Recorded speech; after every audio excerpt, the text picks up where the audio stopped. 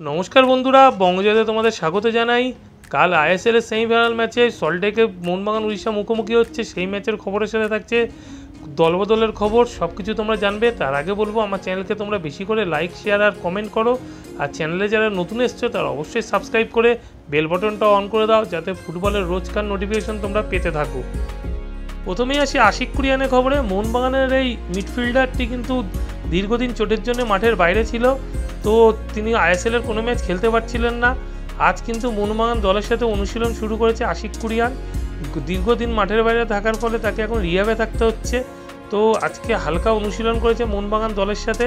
এই মরশুমে আশিক কুরিয়ানকে পাওয়ার আর কোনো সম্ভাবনা নেই। সামনের মরশুমেই আশিক কুরিয়ানকে সমমহিমে আবার ফিরে পাবো, এটাই আমরা আশা করি। অপরদিকে কাল যুবভারতী ক্রীড়াঙ্গনে আইএসএল সেমিফাইনাল সেকেন্ড লেগের ম্যাচে কিন্তু খেলতে নামছে মোহনবাগান উড়িষ্যা এফসির সাথে। তো এই ম্যাচটি কালকে একটা দুর্দান্ত ম্যাচ হতে চলেছে। মোহনবাগানকে এই ম্যাচ জিততেই হবে ফাইনালে উঠতে গেলে। অপরদিকে উড়িষ্যা এই ম্যাচ ড্র করে দিলে কিন্তু ফাইনালে চলে যাবে।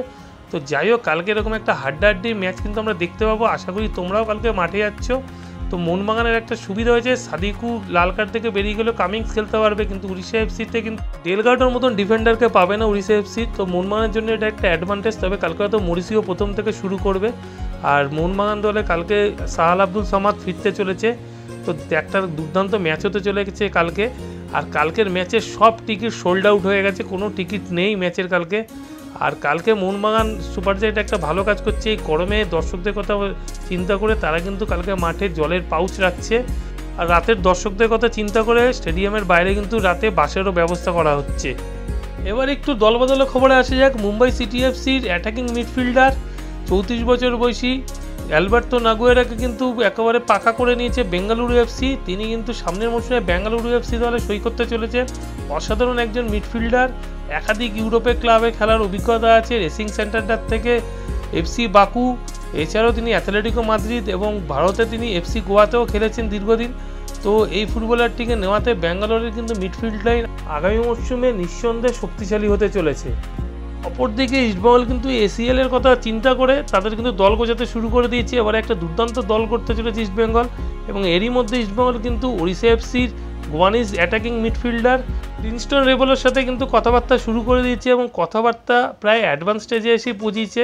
ইস্টবেঙ্গলে একজন অ্যাটাকিং ভারতীয় মিডফিল্ডার দরকার, এবং প্রিন্সটন রেবেলও যদি ইস্টবেঙ্গলে চলে আসে তাহলে ইস্টবেঙ্গলের এবার চলে মিডফিল্ড লাইন কিন্তু অন্যতম সেরা মিডফিল্ড লাইন হতে চলেছে, এই একেবারে এটা নিশ্চিত করে বলা যেতে পারে।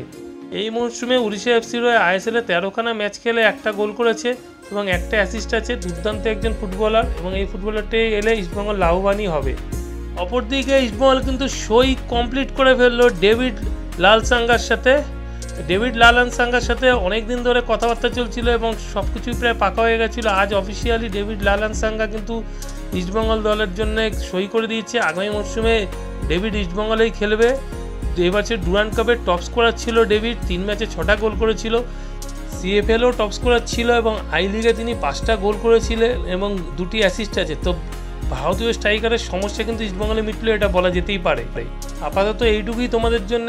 এরপর আরও নতুন খবর নিয়ে হাজির হবো। তার আগে বলবো অবশ্যই আমার চ্যানেলকে তোমরা বেশি করে লাইক, শেয়ার, কমেন্টের সাথে সাবস্ক্রাইব করো, যাতে আরও ভালো ফুটবলের খবর বানাতে আমি উৎসাহ পাই।